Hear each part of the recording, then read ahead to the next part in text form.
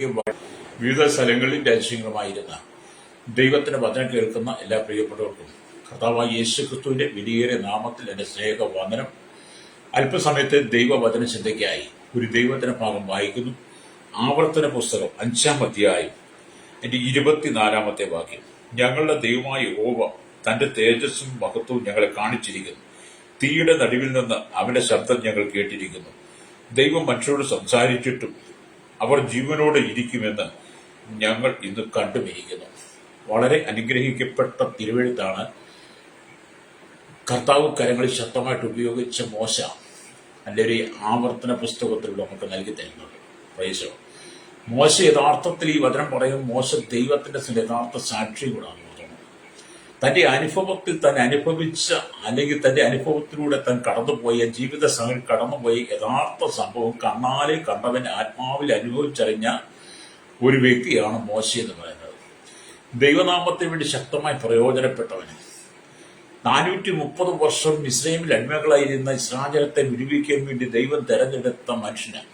ലേറിയ മിസ്രൈമിലെ സകല ജ്ഞാനവും വ്യാസങ്ങളും പഠിച്ചവൻ, എബ്രായ ജ്ഞാനം ഉള്ളവനാണ്. അല്ലേറിയ തന്റെ ജനത്തോട് വളരെ കരുതലുള്ളവനാണ് മോശ. അല്ലേറിയ ആ ജനത്തെ വിടിപ്പിച്ചുകൊണ്ടിരുവാൻ ഇസ്രായേലിന്റെ നായകനായി ദൈവം തെരഞ്ഞെടുക്കുന്നതിന് മുമ്പ് മോശയ്ക്ക് ദൈവം പ്രത്യക്ഷമായി എന്നുള്ളതാണ്. പ്രൈസലോ, ആ മോശയാണ് ഈ വചനം എഴുതുന്നത്. ഞങ്ങളുടെ ദൈവമായ യഹോവ തന്റെ തേജസ്സും മഹത്വവും ഞങ്ങളെ കാണിച്ചിരിക്കുന്നു. അപ്പൊ യഹോവയായ ദൈവം തന്റെ മഹത്വവും തേജസ്സും ഞങ്ങളെ കാണിച്ചിരിക്കുന്നു. മോശ അത് കണ്ടു. രണ്ടാമത്തെ കാര്യം എന്താണ്? തീയുടെ നടുവിൽ നിന്ന് അവന്റെ ശബ്ദം ഞങ്ങൾ കേട്ടിരിക്കുന്നു. അതേ ഹോരേബ് പർവ്വതത്തിൽ വെച്ച് പർവ്വതത്തിൽ വെച്ച് കത്തുന്ന മുൾപ്പറപ്പിന്റെ നടുവിൽ വെച്ച് ദൈവശബ്ദം മോശ കേട്ടു. അല്ലേലിയ, നമുക്ക് നിഷേധിക്കാൻ പറ്റത്തില്ല. മൂന്നാമത്തെ കാര്യം എന്താണ് പറയുന്നത്? അല്ലേലിയ, സ്തോത്രം. അല്ലേലിയ, മൂന്നാമത്തെ കാര്യം അല്ലേലിയ, ദൈവം മനുഷ്യരോട് സംസാരിച്ചിട്ടും അവർ ജീവനോട് ഇരിക്കുന്നു എന്ന് ഞാൻ കണ്ടുപിടിക്കുന്നു. അപ്പൊ നമ്മുടെ ദൈവം 10,000 സ്വത്തൻ അതിശ്രേഷ്ഠ വെണ്മയും ചുമപ്പുള്ളവനാണ്. ഈ ലോകത്തിൽ മുഴുവൻ പ്രകാശം കൊടുക്കുന്ന സൂര്യൻ ആകാശത്ത് ഉദിച്ചു നിന്ന് വലിയ ചൂട് പ്രകാശം തരുന്നതിനേക്കാൾ എത്രയോ 10 മടങ്ങാണ് നമ്മുടെ ദൈവത്തിന്റെ തേജസ്. ആയിരക്കണക്കിന് സൂര്യന്മാർ ഒന്നിച്ച് ഉദിച്ചു നിന്നാലും നമ്മുടെ കർത്താവിന്റെ തേജസ്സിനോടും ആമേൻ വരാൻ പറ്റത്തില്ല. അത്ര തേജസ് ഈ കർത്താവിനെ മോശ കണ്ടിട്ട് മോശ പറയാൻ, ഇന്നും ഞങ്ങൾ ജീവനോടെ ഇരിക്കുന്നതെന്ന്. അപ്പൊ നമ്മുടെ ദൈവത്തിന്റെ ആ മഹത്വത്തെ കുറിച്ച് ആ ഒരു വാക്യത്തിനകത്ത് പറയുമ്പോഴേ ആ വാക്യം ഒറ്റ വാക്കി പ്രസംഗിച്ച് പോകാൻ പറ്റത്തില്ല. അതൊരു 3 പ്രസംഗമായിട്ട് പ്രസംഗിക്കണമെന്നാണ് എനിക്ക് തോന്നുന്നത്. അല്ലേലിയ, അതിൽ നമ്മൾ ചിന്തിക്കുന്നത് അവന്റെ മഹത്വവും തേജസ്സും അല്ലേലിയ നമ്മളെ കാണിച്ചിരിക്കുന്നു. ദൈവത്തിന്റെ മഹത്വവും തേജസ്സും കാണിച്ചിരിക്കുന്നു.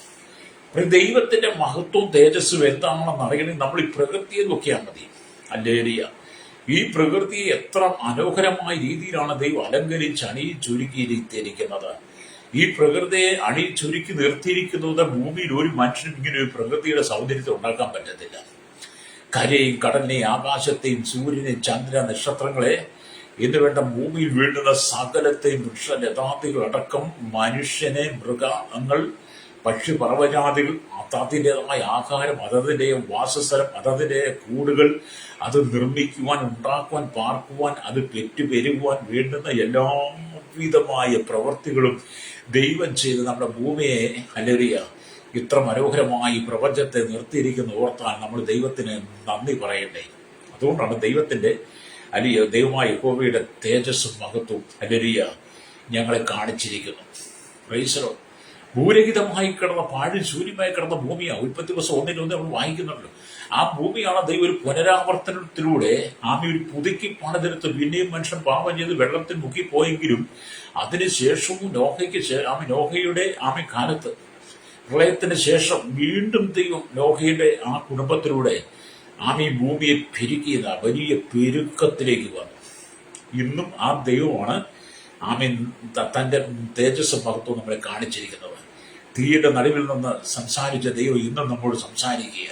അല്ലേലിയ, നമ്മൾ അവന്റെ ശബ്ദം കേട്ടിട്ട് ഇന്നും നമ്മൾ ജീവനോടെ ഏക്കുക. നമ്മുടെ ദൈവം എത്ര നല്ലവനല്ലേ. ഏത് പാപിക്കും ഏത് സമയത്തും അടുത്ത് ചെല്ലാൻ കഴിയുന്ന ഒരു ഇടമുണ്ടെങ്കിൽ ആ ദൈവത്തിന്റെ കരങ്ങളിലാണ്. അല്ലേലിയ, ഞാൻ ചോദിക്കാൻ, ലോകത്തിൽ എത്രയോ പാപികൾ, പണ്ട് നമ്മൾ കേട്ടിട്ട് സുകുമാരക്കുറിപ്പുണ്ട്. അല്ലേലിയ, ഞാനൊക്കെ ചെറുപ്രായത്തിൽ നിന്ന് സുകുമാരക്കുറുപ്പിന്റെ കഥ കേൾക്കുന്നതിന്റെ ചെറുപ്രായം ഓർമ്മയിൽ എത്ര വയസ്സിലാണെന്ന്. എന്നാൽ സുകുമാരക്കുറുപ്പിനെ കുറിച്ച് ലോകം മുഴുവൻ ജനം അത് സംസാര വിഷയമാക്കി. ഇന്ന് സുകുമാരക്കുറുപ്പിനെ കുറിച്ച് പ്രസംഗിച്ചുകൊണ്ടിരിക്കുക, സംസാരിച്ചുകൊണ്ടിരിക്കുക. ആ മനുഷ്യനെ കണ്ടെത്താൻ നിയമ സംവിധാനങ്ങൾക്കൊന്നും കഴിഞ്ഞില്ല. സുകുമാരക്കുറുപ്പ് എന്ന് പറയുന്ന ഒരു ചെറിയ മനുഷ്യനെ കണ്ടെത്തുവാൻ ഇന്ത്യൻ നിയമങ്ങൾക്ക് കഴിഞ്ഞില്ല. ലോക രാജ്യങ്ങൾ ആ മനുഷ്യൻ ഉണ്ടെങ്കിൽ ആ മനുഷ്യനെ കണ്ടെത്താൻ കഴിഞ്ഞില്ല. അയാൾ എവിടെ ഉണ്ടെന്ന് പോലും ആർക്കും അറിയത്തില്ല. ഇന്ന് ജീവനോടെ ഉണ്ടോ ഇല്ലയോ എന്ന് പോലും ആർക്കും അറിയത്തില്ല. അങ്ങനെ അല്ലെങ്കിൽ നിയമത്തിന്റെ കണ്ണു വെട്ടിച്ച് പലയിടത്തും ഒളിവിൽ കഴിയുന്ന സുകുമാരക്കുറുപ്പിനെ പോലെ ഇന്നും എത്രയോ ആളുകൾ അങ്ങനെ ഒളിവിൽ കഴിയുന്നവരുണ്ടായിരിക്കാം. പ്രയോഗിച്ചോ. ഇനി അങ്ങനെ നമ്മൾ ഒരു കുറ്റം ചെയ്ത് അങ്ങനെ ഒരു പാപം ചെയ്ത് കൊടിയ പാപത്തിലകപ്പെട്ട് നമ്മൾ കുറ്റവാളി ആയിക്കഴിഞ്ഞാൽ നമ്മൾ നിയമത്തിന് മുമ്പിൽ ചെന്ന കോടതിയിൽ നമ്മൾ കീഴടങ്ങാൻ ചെന്നാൽ, പോലീസ് സ്റ്റേഷൻ കീഴടങ്ങാൻ ചെന്നാൽ നമ്മളെ അവർ അറസ്റ്റ് ചെയ്ത് നമ്മളെ ജയിലിലടയ്ക്കും. അല്ലേ? അവിടെ നിന്ന് നമ്മൾ പിന്നെ ആ ജയിലിൽ തടവറയിൽ കിടക്കണം.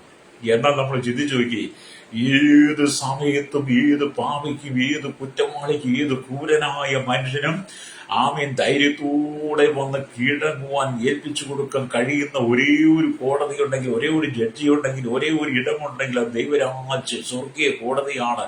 സ്വർഗീയ ജഡ്ജിയായിരിക്കും നമ്മുടെ ദൈവമാണ്. ഏത് പാപിക്കും ഏത് സമയത്തും കടന്നു വന്ന് കീഴടങ്ങി തന്റെ തെറ്റുകൾ ഏറ്റുപറഞ്ഞ് ദൈവസന്നിധി സമർപ്പിക്കപ്പെടുവാൻ പറ്റും ഒറ്റയിലെ യേശുക്രിസ്തുവിന്റെ സന്നിധിയുണ്ട്. കേട്ടോ, ശരിയല്ലേ? നിങ്ങൾ ചിന്തിച്ചു നോക്കിയിട്ടുണ്ടോ? ഞാൻ ചിന്തിച്ചു നോക്കണം. എന്റെ ചെറുപ്രായത്തിൽ ഞാൻ ഒരുപാട് കേസുകളിൽ കൂടെ കടന്നു പോയിട്ടുണ്ട്. എന്നും കേസും കോടതി പോലീസ് സ്റ്റേഷനുമായിട്ട് നടന്നു വെച്ച കാലഘട്ടമുണ്ട്.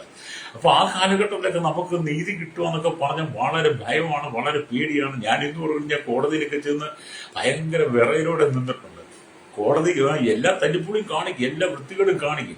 എന്നിട്ട് ഈ പോലീസ് സ്റ്റേഷൻ ചെല്ലുമ്പോൾ കോടതി ചെല്ലുമ്പോൾ ഭയങ്കര വിറയിലൂടെ നിൽക്കുന്നത്. അവിടെയാ പേടി. അല്ലേരിയ അങ്ങനെയൊക്കെ നിന്നിട്ട് അത് ഒരുപക്ഷെ അന്നത്തെ കാലഘട്ടത്തിൽ എനിക്ക് എന്നെ വിളിച്ചിട്ട് പോലീസുകാർക്കും അല്ലെങ്കിൽ എന്നെ വിസ്തരിച്ച എന്റെ കേസ് നടത്തി കോടതിയിലെ ജഡ്ജിമാർക്കും ഒക്കെ അത് അന്നത്തെ കാലത്ത് മനസ്സിലായിട്ടുണ്ട്. അവരൊക്കെ ഇന്ന് മറന്നുപോയെങ്കിൽ ഞാനൊക്കെ ഓർക്കും കേട്ടോ. കാരണം എന്നെ അത്രമാത്രം വിറച്ച് ഭയപ്പെട്ട അവർക്ക് മുമ്പിൽ നിന്നത്. അല്ലേരിയ എന്നാൽ ഞാൻ എന്റെ കർത്താവിന്റെ സന്നിധിയിൽ വന്ന ദൈവത്തോട് പറഞ്ഞ്, കർത്താവ് മോശയ്ക്ക് അങ്ങ് അവങ്ങളുടെ തേജസ്സും മഹത്വം കാണിച്ചു കൊടുത്തല്ലോ, തീയുടെ നടുവിൽ നിന്ന് സംസാരിച്ച ദൈവമാണല്ലോ. എന്നിട്ടും മോശ എന്ന മനുഷ്യൻ നിസാചനം മുഴുവൻ ജീവിച്ചിരിപ്പുണ്ടല്ലോ. ആ ദൈവമേ, എന്റെ സകല പാപങ്ങളൊന്ന് ക്ഷമിച്ചു തരണമേ, എന്റെ അകത്തെ നീക്കി തരണമേ, ഞാനൊരു മഹാപാപിയാണെന്നൊക്കെ പറഞ്ഞ് ഞാൻ ആ ദൈവത്തിൽ എന്നെ സമർപ്പിച്ചു കൊടുത്തപ്പോഴാണ് ഈ സമാധാനം. അല്ലേ? മുമ്പ് ഞാൻ പോലീസ് സ്റ്റേഷനിൽ അവരെ പിടിച്ചിടുമായിരുന്നു. അല്ലെങ്കിൽ സ്വന്തം കോടതി എന്നെ ശിക്ഷിച്ചു. അല്ലെങ്കിൽ അങ്ങനെയൊക്കെ ആയിരുന്നു. പക്ഷേ ഞാൻ ദൈവസന്നിധി വന്നു കഴിഞ്ഞപ്പോൾ കർത്താവിനെ എന്ത് ചെയ്തു? സ്വതന്ത്രനാക്കി എന്നുള്ളതാണ്. ഇത് മകനെ കേൾക്കുന്ന മാതാവി പിതാവേ, നമ്മുടെ ദൈവത്തിന്റെ തേജസ്സും മഹത്വം നിങ്ങൾ കാണണം.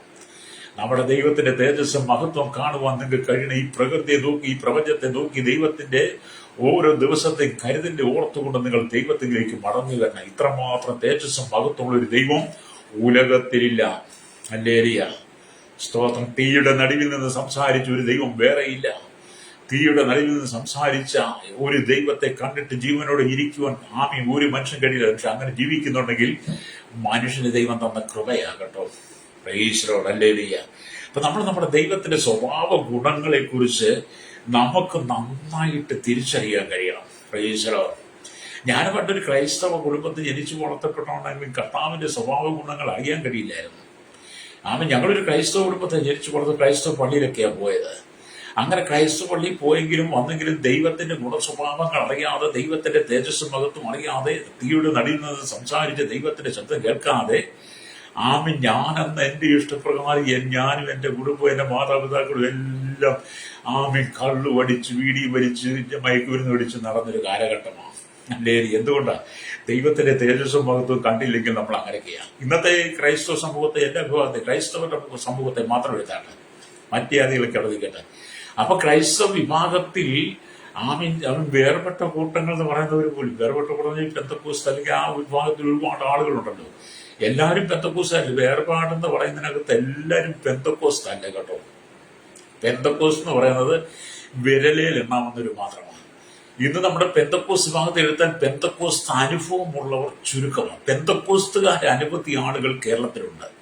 പ്രത്യേകിച്ച് ഇവിടുത്തെ മറ്റ് ഇതര ജാതികൾ കേൾക്കേണ്ടത്, ഭരണ സംവിധാനങ്ങൾ കേൾക്കേണ്ടത്, രാഷ്ട്രീയക്കാർ കേൾക്കേണ്ടത്, സുവിശേഷത്തിനെ വെല്ലുവിളിക്കുന്നവർ കേൾക്കേണ്ട, ഭരണാധികാരികൾ കേൾക്കേണ്ട, നിയമാധികാരികൾ കേൾക്കേണ്ട ഒരു സംഭവമാണ്.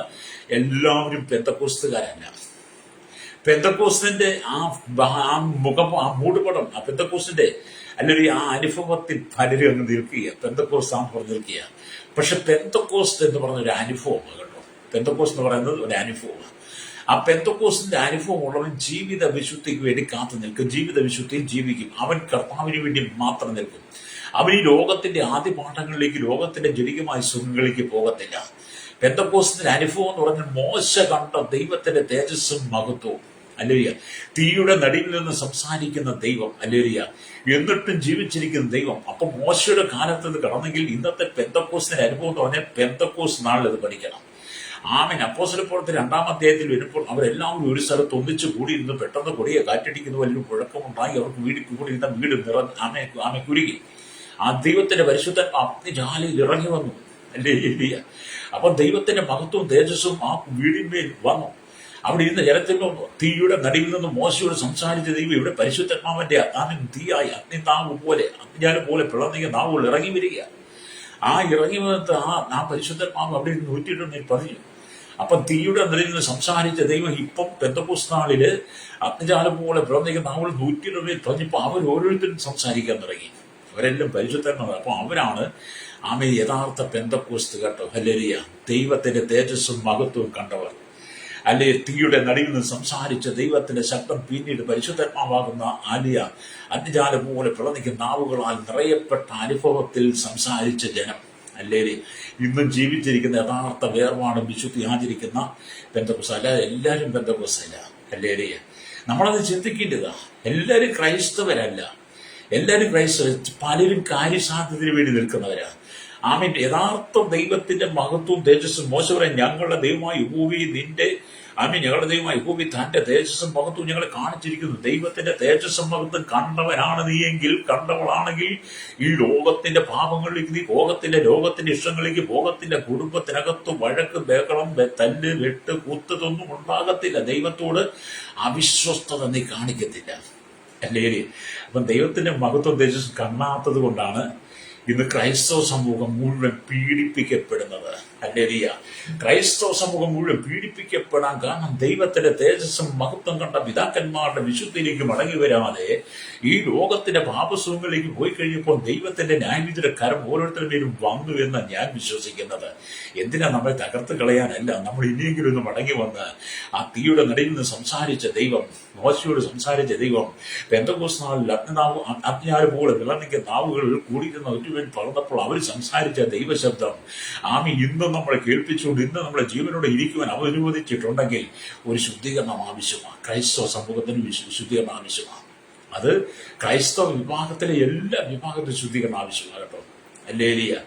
ഞാൻ ഒരിക്കലും ഞങ്ങൾ മാത്രമാണ് വിശുദ്ധരെന്ന് പറയത്തില്ല. ഞങ്ങൾ മാത്രമാണ് വിശുദ്ധരൻ, ഞങ്ങൾ മാത്രമാണ് ദൈവത്തിന്റെ ജനം, ഞങ്ങൾ മാത്രമാണ് സ്വർഗരാജ്യത്തിൽ പോകുന്നത് ഞാൻ പറയത്തില്ല. ദൈവത്തിന് ഇഷ്ടമുള്ളവരെ കൊണ്ടുപോകും, ദൈവത്തിന് ഇഷ്ടമുള്ളവരെ കൊണ്ടുപോകും, ദൈവത്തിന് പ്രസാദമുള്ളവരെ കണ്ടുപോകും. ഈ ഭൂമി ജീവിച്ച് വിശുദ്ധിയിലും വേർപാടിലും ജീവിച്ചിരിക്കുന്ന, വേർപാടും വിശുദ്ധി കാത്തു സൂക്ഷിച്ച, ഉപദേശത്തിനകത്ത് നിന്ന് അടിസ്ഥാന ഉപദേശങ്ങൾ പാലിച്ച, കർത്താവിന്റെ വരവേണ്ടി നിന്ന അങ്ങനെയുള്ളവരെ കർത്താവ് കൊണ്ടുപോകും. അല്ലാത്തവരൊക്കെ ഇവിടെ തന്നെ കാണും. അതുകൊണ്ട് ഞാൻ എല്ലാവരും എല്ലാവരും അങ്ങ് പെന്തക്കോസ്തുകാരും വിശുദ്ധിയുള്ളവരെ പറയത്തൊന്നുമില്ല. എല്ലാവരും സ്വർഗരാജ്യത്തിൽ പോകുന്നു പറയത്തില്ല. ഉപദേശത്തിന് വേണ്ടി ആര് നിൽക്കും, പ്രമാണത്തിന് വേണ്ടി ആര് നിൽക്കുന്നു അവൻ പോകും. അതുകൊണ്ട് ഗലാത്യ ലേഖനം 5-ാം അധ്യായവും 1-ാം വാക്യം, സ്വാതന്ത്ര്യത്തിനായി ക്രിസ്തു നമ്മെ സ്വതന്ത്രരാക്കി. ഗലാത്യ സഭ പാപത്തിൽ നിറയപ്പെട്ടു. പാപ സ്വഭാവ ദുഷ്ടലോകത്തിൽ കിടക്കുന്ന ജനത്തിന്റെ കയ്യില് അന്നത്തെ കാലഘട്ടത്തെ ക്രൂരന്മാരും വീരന്മാരും നീചന്മാരുമായിരുന്ന, പരാക്രമശാലികളായിരുന്ന, ഉപദേശമില്ലാതെ ന്യായപ്രമാണത്തിന് അടിമത്തത്തിൽ കിടന്ന അനവധി ആളുകളെ ദൈവം ചെയ്തു. അന്ന് വിടിവിച്ചു, സ്വാതന്ത്ര്യം കൊടുത്തു. ക്രിസ്തുവിനുള്ള സ്വാതന്ത്ര്യം അവരെ സ്വതന്ത്രരാക്കി. അതുകൊണ്ട് കാരണം സ്വാതന്ത്ര്യരായ ക്രിസ്തു നമ്മെ സ്വതന്ത്രരാക്കി. ആകയാൽ ഇതിന് അതിൽ ഉറച്ചു നിൽക്കണം. കഴിഞ്ഞ കാലത്തിന്റെ ജീവിതത്തിന്റെ പാപ സ്വഭാവം ഇതിനെ വിടിവിച്ച് വേർതിരിച്ച ദൈവത്തിന്റെ കരങ്ങളിൽ ഇന്ന് ഉറച്ചു നിൽക്കണം. അടിമനുഖത്തിൽ നീ വീണു പോകരുത്. അല്ലെങ്കിൽ വചനമുണ്ടല്ലോ. അതുകൊണ്ട് ഞങ്ങളുടെ ദൈവമായ യഹോവ തന്റെ തേജസ്സും മഹത്വവും ഞങ്ങളെ കാണിച്ചിരിക്കുന്നു. അതുകൊണ്ട് ഇന്ന് പകൽ എന്നെ കേൾക്കുന്ന സ്നേഹിത, നിങ്ങൾ ഹൈന്ദവനായിരുന്നാൽ, ഇസ്ലാമിനായിരുന്നാലും, ബുദ്ധമതക്കാരൻ, ജൈനമത, ഭൂമിയിലെ ഏത് ജാതിക്കാരനായിരുന്നാലും, ഏത് ഭാഷക്കാരൻ, ഏത് ഗോത്രക്കാരൻ, ഏത് രാജ്യക്കാരനായിരുന്നാലും, 7 ഭൂഖണ്ഡങ്ങളിൽ താമസിക്കുന്ന ജനത്തെ ഒന്നും നമുക്കറിയില്ല.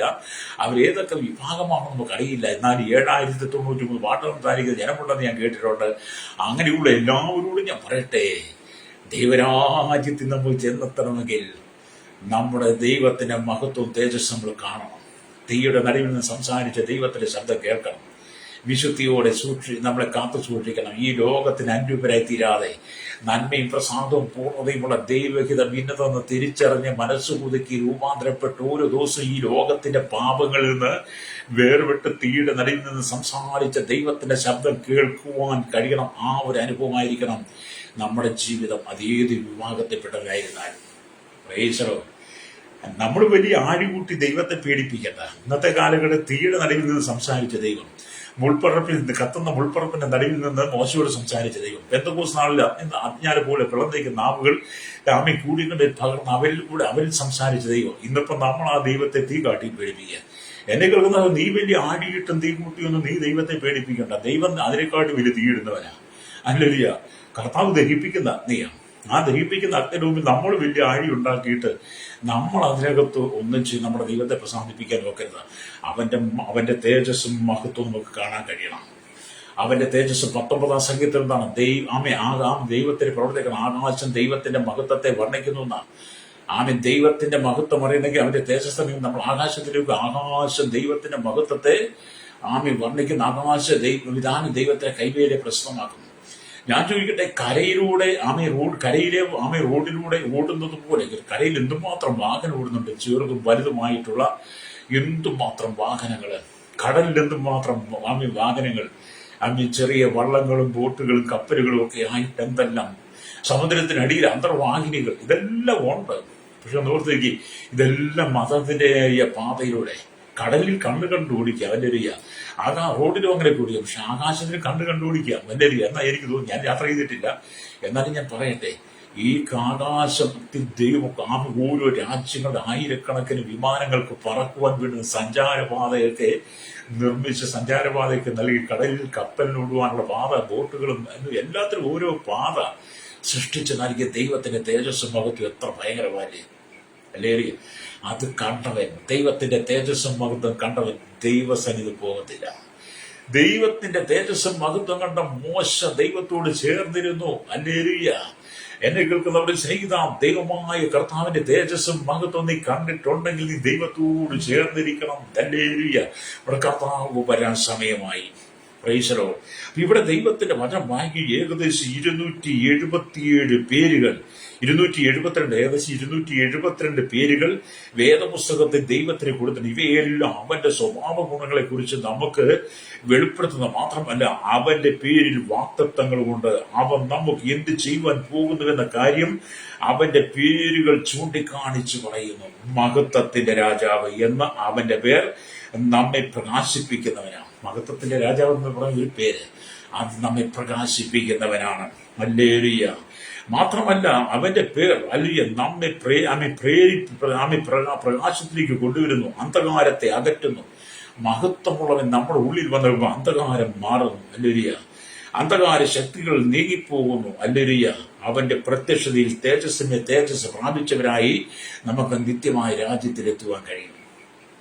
അപ്പൊ നമ്മുടെ കർത്താവില് തേജസ്സും മഹത്വം കണ്ടിട്ടുണ്ടെങ്കിൽ ആ തേജസ്സും മഹത്വം കണ്ട ആ അനുഭവത്തിൽ ജീവിക്കുന്ന ആ അനുഭവം ഉള്ളവർക്ക് മാത്രമേ കർത്താവ് യേശു ക്രിസ്തു മധ്യാകാശ വരമെങ്കിൽ തേജസ് പ്രാപിച്ചു പോകാൻ കഴിയുള്ളൂ. എന്നെ കേൾക്കുന്ന മാതാവി പിതാവ്, എന്നെ കേൾക്കുന്ന സഹോദരങ്ങളോട് പറയട്ടെ, ഇവിടുത്തെ അല്ലെങ്കിൽ സ്വന്തം കൗമാരക്കാരോടും യൗവനക്കാരോടും വാർത്തകളിലും പറയട്ടെ, നിങ്ങൾ ദൈവത്തിന്റെ തേജസ്സും മഹത്വം കണ്ടിട്ട് തീയുടെ നടുവിൽ നിന്ന് സംസാരിച്ച ദൈവത്തിന്റെ ശബ്ദം കേട്ടുകൊണ്ട് നിങ്ങൾ ഭൂമിയിൽ ജീവിക്കുന്നെങ്കിൽ മാത്രമേ, ഈ ഭൂമിയിൽ നിങ്ങൾ ഒഴിഞ്ഞു പോകുമ്പോൾ മരണം കൊണ്ടാണ് നിങ്ങൾ ഒഴിയുന്നെങ്കിൽ നിങ്ങൾ കർത്താവിന്റെ വരെ ഉയർപ്പ് കിട്ടത്തുള്ളൂ. കർത്താവിന്റെ വരവെങ്കിൽ നിങ്ങൾ ഉയർപ്പ് കണ്ടെങ്കിൽ ഇവിടെ വെച്ച് തന്നെ ദൈവത്തിന്റെ തേജസ് മഹത്വം കാണണം. അല്ല, നിങ്ങൾ രൂപാന്തരം പ്രാപിച്ച് തേജസ് പ്രാപിക്കണമെങ്കിൽ അവിടെ നമ്മൾ ദൈവത്തിന് വേണ്ടി നിൽക്കണം. അതുകൊണ്ട് പാപ സ്വഭാവങ്ങൾ അകറ്റിക്കളയണം. ഭവനത്തിനകത്ത്, കുടുംബത്തിനകത്ത്, ജീവിതത്തിൽ, വ്യക്തിപരമായ ജീവിതത്തിൽ നിങ്ങൾ കടന്നു പോകുന്ന സാമൂഹിക സാംസ്കാരിക ചരിത്രം, മാധ്യമ മീഡിയ രംഗങ്ങളിലെല്ലാം രാഷ്ട്രീയ പാർട്ടികൾ, പരമദേശ പാർട്ടികൾ, മതങ്ങൾ, മത നേതാക്കന്മാർ, എല്ലാ വിഭാഗത്തിൽപ്പെട്ട ജനങ്ങളുടെ ഇടയിലും അല്ലെങ്കിൽ നിൽക്കുന്ന വിവിധ സാഹചര്യങ്ങൾ, അവരുടെ ആചാരങ്ങൾ, അനുഷ്ഠാനങ്ങൾ, കർമ്മങ്ങൾ എല്ലാം ഉണ്ടല്ലോ. ഇതൊന്നും ഞാൻ തെറ്റെന്ന് പറയുന്നില്ല. പക്ഷെ ഞാൻ പറയുന്ന ഒറ്റ കാര്യം, തീയുടെ നടുവിൽ നിന്ന് സംസാരിച്ച ദൈവത്തിന്റെ ശബ്ദം നീ കേൾക്കുന്നുണ്ടോ? അവന്റെ തേജസ്സും മഹത്വം നീ കണ്ടിട്ടുണ്ടോ? എങ്കിൽ മാത്രമേ നിനക്ക് നിത്യതയിൽ പ്രവേശിക്കാൻ കഴിയൂ. മരണം എന്ന് പറയുന്ന ഒരു യാഥാർത്ഥ്യമുണ്ട്. അത് ഏത് സമയത്തും നമ്മെ എടുത്തുകൊണ്ടു പോകും. മരണം നിന്നെ എടുക്കും മുമ്പേ അവന്റെ തേജസ്സും മഹത്വം കണ്ടെങ്കിൽ മാത്രമേ നിത്യതയിൽ നിനക്ക് ചെന്നെത്താൻ കഴിയുള്ളൂ. ഹല്ലേലൂയ. അപ്പൊ ഒരു ചെറിയ മിന്നാമിനിങ്ങനെ, ഒരു കഥപുസ്തകം കേട്ടോ, ഒരു ദൈവദാസൻ പ്രസംഗിച്ചത്, ഒരു ചെറിയ മിന്നാമിനിങ്ങനെ എടുത്തുകൊള്ളുവിൻ. ഹല്ലേലൂയ. അതിനൊരു ചെറിയ തേജസ് കർത്താവ് നൽകിയിരിക്കുന്നു. ഒരു മിന്നാമിനിങ്, അതിനൊരു തേജസ് കർത്താവ് നൽകിയിട്ടുണ്ടല്ലോ. രാത്രി സമയങ്ങളിൽ ഈ മിന്നാമിനിങ്ങിൽ ഒരു ഇഷ്ടം തോന്നിയ ചില പറവകൾ, നമ്മൾ എത്രയോ മിന്നാമിനുകൾ നമ്മുടെ കണ്ണിമുമ്പിലൂടെ അവൻ പറഞ്ഞു. ഇപ്പൊ ഞാനൊക്കെ മിന്നാമിനെ കണ്ടിട്ട് കാലങ്ങളായി. പണ്ടൊക്കെ ഇന്നും ഉണ്ടായിരുന്നു. ഇപ്പോഴുണ്ടോ ഇല്ലെന്ന് അറിയത്തില്ല, ശ്രദ്ധിക്കാത്തതുകൊണ്ടായിരിക്കും. അപ്പൊ ഈ മിന്നാമിന്നിങ്ങിന് രാത്രിയിൽ പ്രകാശം കൊടുക്കുവാൻ ഒരു വലിയൊരു തേജസ് ഈ മിന്നാമിനിങ് ദൈവം കൊടുത്തിട്ടുണ്ട്. അപ്പൊ ഈ മിന്നാമിനിങ് മിന്നി തേജസ്സോടുകൂടി പറക്കുന്നത് കണ്ട ചില പറവകൾ അതിനെ പിടിച്ച് തങ്ങളുടെ കൂടുകളിൽ കൊണ്ടുപോയി വെച്ചു. അല്ലയ്യ, ആ പറവകളൊക്കെ കൂടി കൊണ്ടുപോയി വെച്ചു. കാരണം എന്ത്? തന്റെ കൂടും കുഞ്ഞുങ്ങൾ ഇരുളിൽ ഇരിക്കരുതെന്നും ഈ മിന്നാമിന്നിങ്ങിന്റെ തേജസ് കണ്ട് അല്ലയ്യ ആമീൻ രസിച്ചാനന്ദിക്കണമെന്നൊരു പറവയ്ക്ക് തോന്നിയെന്നാണ് ഒരു കഥപുസ്തകത്തിൽ ഒരു ദൈവദാസന്റെ മെസ്സേജ് ഞാൻ കണ്ടതാണ്. അപ്പം പറവകൾക്കൊരു ചിന്ത, ഈ മിന്നാമിനിക്ക് എത്ര തേജസ്സോടുകൂടി ആമീൻ ചുറ്റിപ്പറന്ന് നടക്കുന്നു.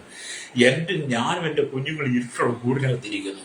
എന്നാൽ ഒരു മിന്നാമിനിങ്ങിനെ കൊണ്ടുപോയി എന്റെ വീട്ടിനകത്ത് കൂടിനകത്ത് വെച്ചാൽ ഞാനും എന്റെ കുഞ്ഞുങ്ങളും ആ മിന്നാമിനിങ്ങിന്റെ തേജസ് കണ്ട് സന്തോഷിച്ച് ആനന്ദിക്കാൻ കഴിയുമെന്ന പറവ ചിന്തിച്ചുവെന്ന് അങ്ങനെ ചിന്തയെ കേട്ടോ. അല്ലേ? അങ്ങനെയെങ്കിൽ എന്നെ കേൾക്കുന്ന സ്നേഹിത, നിങ്ങളുടെ ഭവനങ്ങളിലും ഹൃദയങ്ങളിലും ജീവിതത്തിൽ മഹത്വത്തിന്റെ രാജാവിന്റെ തേജസ് ഉണ്ടെങ്കിൽ നിങ്ങൾ മിന്നി തന്നെ നിൽക്കും കേട്ടോ. ഈ മിന്നാമിനുങ്ങ് മിന്നി തേജസ്സോടെ പ്രകാശിക്കുന്നത് പോലെ ഇന്നത്തെ കാലഘട്ടത്തിൽ ഈ പറവുകൾ കൊണ്ട് മിന്നാമിനിങ്ങനെ കൂട്ടിൽ വെച്ച് അതിന്റെ ആ തേജസ് ആ കൂടുകളിൽ പ്രകാശിച്ചതുപോലെ മഹത്വത്തിന്റെ രാജാവ് നിന്റെ ഉള്ളിൽ വന്നാൽ നീ ഒരു മിന്നാമിനിങ്ങനെ പോലെ എപ്പോഴും മിന്നിത്തിളങ്ങി പ്രകാശിച്ചു കൊണ്ടിരിക്കും. കർത്താവിന്റെ വരവിൽ നീ പ്രകാശിച്ചുകൊണ്ട് മിന്നിത്തിളങ്ങി അവരോടൊപ്പം എടുക്കപ്പെടാൻ ഒരുക്കമുള്ളവനായിരിക്കും. അങ്ങനെ ഒരു അനുഭവത്തിലേക്ക് വരണം കേട്ടോ. പ്രൈസലോ. എന്നെ കേൾക്കുന്ന ഇന്ന് അനേകർ യേശുക്രിസ്തുവിന്റെ മഹത്വം അല്ലെങ്കിൽ കാണാൻ കഴിയാതെ ലോകത്തിന്റെ പാപങ്ങൾ കിടക്കുക.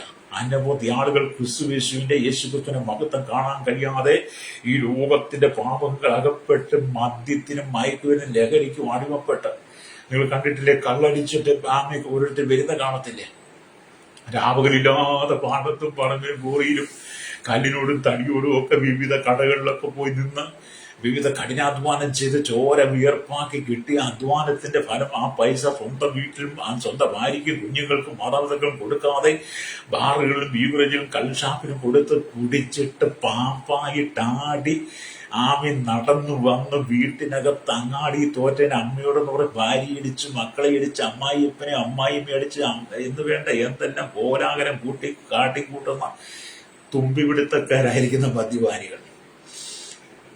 എനിക്കതൊക്കെ പറഞ്ഞ ഒരു മടിയില്ല. എന്റെ കഴിഞ്ഞകാല ജീവിതമാണ്. അല്ലേലിയ. ദൈവത്തിന്റെ മഹത്വവും തേജസ്സും കണ്ടില്ലെങ്കിൽ അങ്ങനെ എത്ര കാലമൊക്കെ അന്ന് ഇപ്പം കള്ളുകുടിച്ച് വെടിവില്ലാതെ വഴിയിൽ വാള് വെച്ച് കിടക്കുന്ന, വാള് വെച്ച് നിങ്ങൾ കേട്ടിട്ടോ, അതെല്ലാവർക്കും അറിയാം. വാള് വെച്ച് കിടക്കുക വഴിയിലൊക്കെ ഓട്ടയില്ല. എന്നിട്ട് ഏതെങ്കിലും സമയത്ത് എഴുന്നേറ്റിട്ട് ആ റോഡിന് അങ്ങോട്ടും ഇങ്ങോട്ടും ആടി കിളിത്തട്ട്, പണ്ട് കിളിത്തട്ടുകളെയൊക്കെ ഞങ്ങൾ കളിച്ചു, കിളിത്തട്ട് കളിച്ചതുപോലെ അങ്ങോട്ടും ഇങ്ങോട്ടും ഇങ്ങനെ ചുറ്റി മിന്നി വീട്ടിനകത്ത് എങ്ങനെയും തത്തിപ്പിടിച്ച് വന്ന് കയറും. അല്ലേ? പിന്നെ വീട്ടിലെ അംഗം. അല്ലേലിയ. എന്നെ കേൾക്കുന്ന സ്നേഹിത, നീ ദൈവത്തിന്റെ തേജസ് കാണണം. ഇവിടുത്തെ ലോകത്തിന്റെ പാവങ്ങളിൽ വീണ മയക്കുമരുന്നിന് വേണ്ടി ഇവിടെ ജടിക ജീവിതത്തിൽ, ആശ്രിതമായ ജീവിതത്തിൽ നീ ജീവിച്ചതിന്റെ നിത്യത നീ നഷ്ടപ്പെടുത്തി കളയരുത്. അതുകൊണ്ടാണ് മോശ ജനത്തെ പ്രബോധിപ്പിക്കും വിസർജനത്തിന് ഈ ദൈവത്തിൽ എഴുതി കൊടുക്കും പറഞ്ഞത്, ഞങ്ങളുടെ ദൈവമായ യഹോവ തന്റെ തേജസ്സും മഹത്വവും ഞങ്ങളെ കാണിച്ചിരിക്കുന്നു. തീയുടെ നടുവിൽ നിന്ന് അവന്റെ ശബ്ദം ഞങ്ങൾ കേട്ടിരിക്കുന്നു, എന്നിട്ട് ഞങ്ങൾ ജീവനോടെ ഇരിക്കുന്നു. നിനക്ക് ധൈര്യത്തോടെ പറയാൻ കഴിയുമോ ഈ വചനം? ഹല്ലേലൂയ. യേശുവിന്റെ തേജസ്സിന് കാണുവാൻ കഴിയണം. ഹല്ലേലൂയ. ഇവിടെ നമ്മൾ ദൈവത്തിന്റെ വചനം വായിക്കുന്നത് നമ്മുടെ കർത്താവ് യേശുവിന്റെ മഹത്വത്തിന്റെ രാജാവെ കാണാതെ ഒരു കുഞ്ഞായി തന്നെ കാണുക. ഇന്നും കർത്താവ് യേശുവിനെ കുഞ്ഞായിട്ട് കാണുക, ഉണ്ണിയേശുവായിട്ടാണ് കാണുന്നത്. ഇപ്പൊ എന്റെ ഈ കർത്താവ് യേശുക്രിസ്തു ഉണ്ണിയേശു അല്ല, അവനെ ഉണ്ണിയേശുവായിട്ട് കൊണ്ട് നടക്കേണ്ട കാര്യമില്ല. അത് ഈ കർത്താവ് യേശുക്രിസ്തു മറിയുടെ ഉദരത്തിൽ പരിശുദ്ധമാവി ജനിച്ച് ഉണ്ണിയേശുവായിട്ട്, ആ ഉണ്ണിയേശു ഇന്ന് ഈ 2026 വർഷമായിട്ടും പലരും ഉണ്ണിയേശുവിനെ ചുമന്നുകൊണ്ട് നടക്കുക. നമ്മുടെ ഉണ്ണിയേശു അവൻ പൂർണ്ണ ദൈവമാണ്. ഹല്ലേലൂയ. അവൻ പൂർണ്ണ ദൈവമാണ്. മനുഷ്യന്റെ ഇടയിലേക്ക് ഇറങ്ങി വരാൻ വേണ്ടി മനുഷ്യനായി തീർന്നു, വചന ജഡമായി തീർന്നു, ദൈവപുത്രൻ മനുഷ്യപുത്രനായി മാറി. മനുഷ്യനെ വെളിപ്പെടുത്താൻ വേണ്ടി, അവന്റെ പാപങ്ങൾക്ക് പരിഹാരം വരുത്തുവാൻ ഒരു വ്യക്തിക്ക്, ഒരു മനുഷ്യനോട് മാത്രമേ കഴിയുള്ളൂ വെളിപ്പെടുത്താൻ വേണ്ടി ദൈവം ഒരു മനുഷ്യരൂപം ജഡാവതാരം എടുത്തതാണ്. ആ ദൈവം ഉണ്ണിയേശുവായിട്ട് ഇന്ന് നിങ്ങൾ കൊണ്ടു നടക്കുക. ഹല്ലേലൂയ.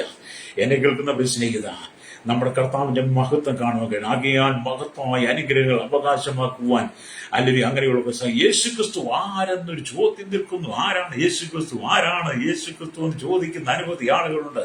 യേശുക്രിസ്തു ആരാണെന്ന് ചോദിക്കുന്നവർ പറയട്ടെ, അവൻ മഹത്വത്തിന്റെ രാജാവാണ്, അവൻ രാജാതി രാജാവാണ്, അവൻ കർത്താതി കർത്താവാണ്, അവൻ സർവശക്തനാണ്, അവൻ സർവജ്ഞാനിയാണ്, അവൻ സകലത്തിന്റെ ഉടയവനാണ്, സൃഷ്ടാവാണ്, വീണ്ടെടുപ്പുകാരനാണ്, അൽഫയാണ്, ഒമേഗയാണ്, ആദ്യനും അന്തിനുമാണ്.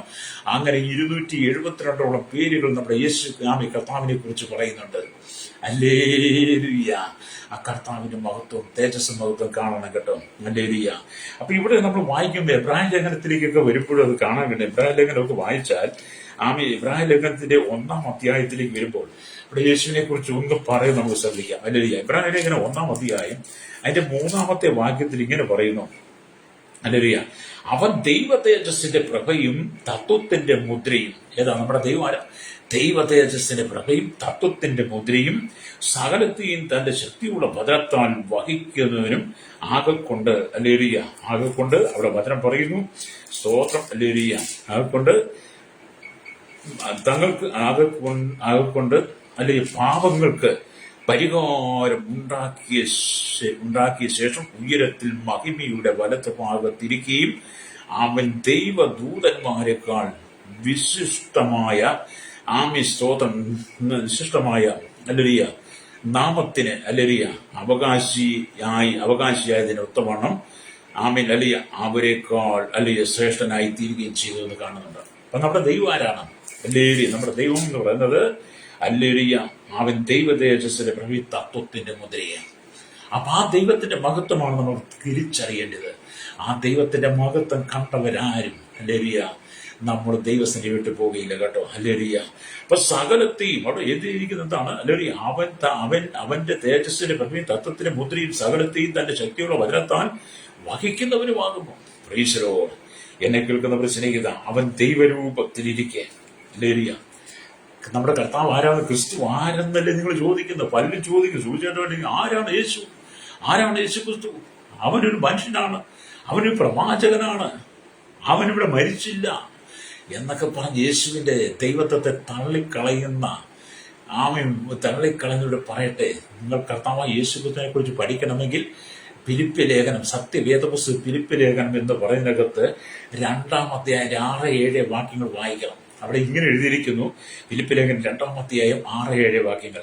അവൻ ദൈവരൂപത്തിലിരിക്കെ, യേശു ക്രിസ്തു ദൈവരൂപത്തിലിരിക്കെ ദൈവത്തോടുള്ള സമത്വം മുറുകെ പിടിച്ചു കൊള്ളണമെന്ന് വിചാരിക്കാതെ, ദൈവത്തോടുള്ള സമത്വം മുറുകെ പിടിച്ചുകൊണ്ട് വിചാരിക്കാതെ ദാസരൂപമെടുത്തു. അല്ലൊരു ദാസരൂപമെടുത്ത് മനുഷ്യ സാദൃശ്യത്തിനായി തന്നെത്താൻ ഒഴിച്ചു. തന്നെത്താൻ ഒഴിച്ചു മനുഷ്യനായി വിളങ്ങി തന്നെത്താൻ താഴ്ത്തി ക്രൂശിലെ മരണത്തോളം തന്നെ അനുസരണമുള്ളവനായി തീർന്നു. അപ്പൊ യേശുക്രിസ്തു ആരെന്ന് നിങ്ങൾ ഞങ്ങളോട് ചോദിക്കാതെ സത്യവേദപുസ്തകം നിങ്ങളുടെ വീട്ടിലുണ്ടെങ്കിൽ എടുത്ത് വായിക്കണം. ഈ മിക്കവാറും നിങ്ങളുടെ വീട്ടിൽ ഈ പുതിയ നിയമം കാണും. മിക്കവാറും വീടുകളിൽ, സ്കൂളിലെ കുട്ടികൾ തൊട്ട് പിന്നെ ഞങ്ങളെല്ലാം എല്ലാ വീടുകളിലും കൊടുത്തിട്ടുണ്ട്. ഇപ്പൊ വല്ല പുതിയ വീട് ഞാൻ പല ഏതെങ്കിലും ആരുടെയെങ്കിലും വീട്ടിൽ കാണും. എല്ലാവരും എടുത്ത് കളഞ്ഞിട്ടുണ്ടെങ്കിൽ അങ്ങനെ ഉണ്ടായിരിക്കും. പക്ഷെ അതിനകത്ത് ഇത് എഴുതി വെച്ചിട്ടുണ്ടോ? യേശുക്രിസ്തു ആര്? അവൻ ദൈവരൂപത്തിലിരിക്കെ ദൈവത്തോടുള്ള സമത്വം മുറുകെ പിടിച്ചു വിചാരിക്കാതെ ദാസരൂപം എടുത്തവനാ. അവൻ മനുഷ്യ സാദൃശ്യത്തിലായവനാ. പാപികൾക്ക് വേണ്ടി ക്രൂശിൽ മരിച്ചവനാണ്. കല്ലറയിൽ അടക്കപ്പെട്ടു. കല്ലറയ്ക്ക് ഒതുക്കാൻ കഴിഞ്ഞില്ല. അല്ലെങ്കിൽ 3-ാം നാളും ഉയർത്തെഴുന്നേറ്റു. 40 നാളുകൾ ശിഷ്യന്മാർ പ്രത്യക്ഷമായി. ഉയരത്തിൽ മഹിമയുടെ വലതുഭാഗത്തിരുന്നും തന്റെ ജനത്തിന് പക്ഷപാതം ചെയ്യുന്നവൻ, തന്റെ വിശുദ്ധ ജനത്തെ ചേർക്കാൻ മധ്യാകാശത്തിൽ വരുന്നവൻ, ആ കർത്താവിന്റെ അലുയ തേജസ്സും മഹത്വം നിങ്ങൾ കാണണം. പ്രൈസ്. ആ കർത്താവിന്റെ തേജസ്സും മഹത്വം കണ്ട് ആ തീയുടെ നടുവിൽ നിന്ന് സംസാരിച്ച മുൾപ്പറപ്പിൽ അല്ലെങ്കിൽ മോശയോട് സംസാരിച്ച പെന്തക്കോസ്ത് നാളിൽ അഗ്നിനാവാൽ അഗ്നിജാല പോലെ പിളർന്നിയ നാവുകൾ ശിഷ്യന്മാരുടെ മേൽ വന്നപ്പോൾ 120 വന്നപ്പോൾ അവരിൽ കൂടെ സംസാരിച്ച ദൈവത്തിന്റെ ശബ്ദം നിങ്ങൾക്ക് കേൾക്കുവാൻ കഴിയണം. പ്രൈസലോ. ഇന്ന് പകലരെ കേൾക്കുന്ന മാതാപിതാവി, ഒരു ശുദ്ധീകരണം നിനക്ക് ആവശ്യമാണ്.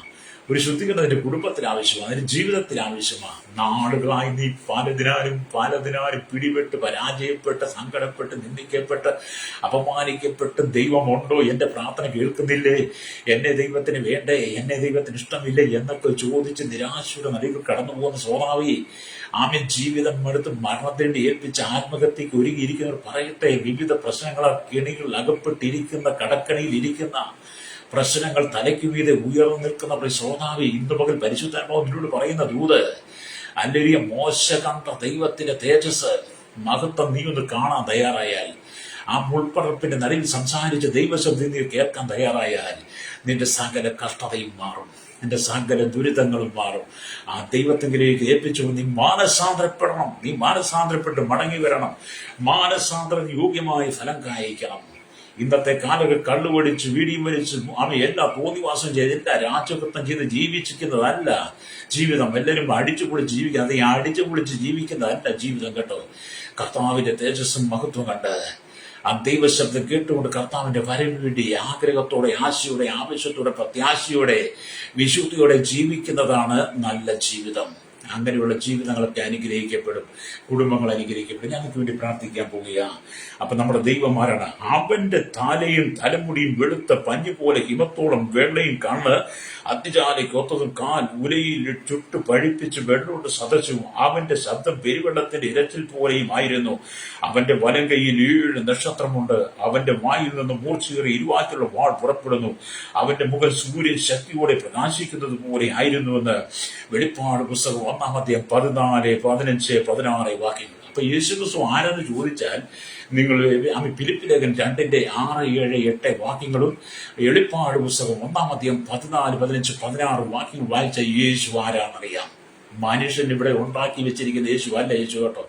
മനുഷ്യൻ പ്ലാസ്റ്റർ ഓഫ് പാരിഷ് കൊണ്ടും കളിമണ്ണ് സിമെന്റ് കൊണ്ടും ഒക്കെ തീർത്ത് വെച്ചിരിക്കുന്നതല്ല യേശു. അങ്ങനെ ഈ വേദപുസ്തകം പറയുന്ന വെളിപ്പാട് പുസ്തകം 1-ാം അധ്യായം 14, 15, 16 വാക്യത്തിൽ പറയുന്ന യേശു ക്രിസ്തുവിന്റെ രൂപത്തെ ഉണ്ടാക്കാൻ ഈ ഉലകത്തിൽ ആർക്കും കഴിയത്തില്ല. പ്രൈസറോ. ആ യേശുവിനെ നമ്മുടെ ഹൃദയത്തിൽ കാണണം, വിശ്വാസത്തിൽ കാണണം. ഹല്ലേലൂയ. അപ്പൊ നിങ്ങൾ ആ ഭാഗമായി നിങ്ങൾ വീട്ടിൽ വേദപുസ്തകം എടുത്ത് വായിക്കുക. ഒന്നുകൂടെ ഞാൻ വാക്യം പറയാം. വെളിപ്പാട് പുസ്തകം 1-ാം അധ്യായം 14, 15, 16 വാക്യങ്ങൾ. ഹല്ലേലൂയ. എന്നെ കേൾക്കുന്ന പ്രശ്നിക്കുക. ദൈവമക്കൾ, ചന്ദ്രൻ എപ്രകാരം സൂര്യന്റെ പ്രകാശം സ്വീകരിച്ച് പ്രകാശിക്കുന്നുവോ അതുപോലെ നിങ്ങൾ ദൈവത്തിന് പ്രകാശം പ്രാപിച്ച് നിങ്ങൾ ദൈവത്തിന് വേണ്ടി പ്രകാശിക്കണം. പകൽ ഉദിക്കുന്ന സൂര്യന്റെ പ്രകാശം ചന്ദ്രൻ സ്വീകരിക്കും, രാത്രി ചന്ദ്രൻ പ്രകാശം തരും. ഹല്ലേലൂയ. എന്ന് പറഞ്ഞ മഹത്വത്തിന്റെ രാജാവിന്റെ പ്രകാശം നിന്റെ ഉള്ളിൽ വന്നിട്ട് നീ ഭൂമിയിൽ മറ്റുള്ളവർക്ക് പ്രകാശമായിരിക്കണം. വിവരം കെട്ട് നടക്കുന്ന, കണ്ടുപിടിച്ച് സുബോധമില്ലാതെ മയക്കുമരുന്ന് അടിമയായി കിടക്കുന്ന സഹോദര സഹോദരി തലമുറയോട് പറയട്ടെ, നീ മറ്റുള്ളവർക്ക് ദ്രോഹമായി, ഉപദ്രവമായി, ശാപമായി മാറാതെ നീ മറ്റുള്ളവർക്ക് വെളിച്ചമായി തീരണം. അതെ, ഞാൻ നിങ്ങൾക്ക് വേണ്ടി പ്രാർത്ഥിക്കാൻ പോവുക. വായിച്ച വളരത്തേക്കോട്ടെ. ഞങ്ങളുടെ ദൈവമായ യഹോവ തന്റെ തേജസ്സും മഹത്വവും ഞങ്ങളെ കാണിച്ച് തീയുടെ നടുവിൽ നിന്ന് അവന്റെ ശബ്ദം ഞങ്ങൾ കേട്ടു. എന്നിട്ട് ഞങ്ങൾ ഇന്ന് ജീവിച്ചിരിക്കും. മോശ പറഞ്ഞ പോലെ ഇന്ന് പകൽ ഏൽപ്പിച്ചു കൊടുക്കാൻ കഴിയുക. കർത്താവേ, തേജസ്സും മഹത്വം കാണിക്കണം. ആ തീയുടെ നടുവിൽ സംസാരിച്ച ദൈവം എന്നോട് സംസാരിക്കുമെന്ന് പറഞ്ഞ് ഏൽപ്പിക്കുന്ന ഇന്ന് കർത്താവിന്റെ ജീവിതത്തിൽ അത്ഭുതം ചെയ്യും. പരിശുദ്ധ ഞങ്ങളുടെ നല്ല ദൈവമേ, സൗഖ്യ പിതാവേ, അനുഗ്രഹിക്കപ്പെട്ട നല്ല സമയത്തിനായി ഇവരെ കേട്ടുകൂടി സകല ജനത്തെ അവിടുത്തെ കരങ്ങളിൽ ഏൽപ്പിക്കുന്നു. പാപത്തിന്റെ, ശാപത്തിന്റെ, രോഗത്തിന്റെ ബന്ധനങ്ങൾ തലയിൽ അകപ്പെട്ട് ജീവിതത്തിൽ സമാധാന സന്തോഷമില്ലാതെ മരണം മതി ആഗ്രഹിച്ചിരിക്കുന്ന, ജീവിതത്തിൽ ഒരിക്കലും ഉയരാൻ കഴിയാതെ കണ്ണുനീരിന്റെ തടിയോട് കടന്നുപോകുന്ന കോടാനുകൂടി ജനത്തെ, ഇതുപോലെ കേരളത്തിനും ഭാരതവും രാജ്യമുള്ള സകല ജനത്തെയും, എല്ലാ മതവിഭാഗത്തെപ്പെട്ടവരെയും, എല്ലാ ഭരണപക്ഷ പാർട്ടികളെയും, എല്ലാ അധികാര അധികാരികളെ, രാജരാഷ്ട്ര തലവന്മാരടക്കം ഹല്ലേലൂയ. ആമേൻ. കർത്താവേ, ജാതി മത വർഗ വർണ്ണ വ്യത്യാസമില്ലാതെ കുടിലൂർത്ത് കൊട്ടാരങ്ങളിൽ പാർക്കുന്ന എല്ലാ ജനത്തെയും അവിടുത്തെ കരങ്ങളിൽ ഏൽപ്പിക്കുന്നു.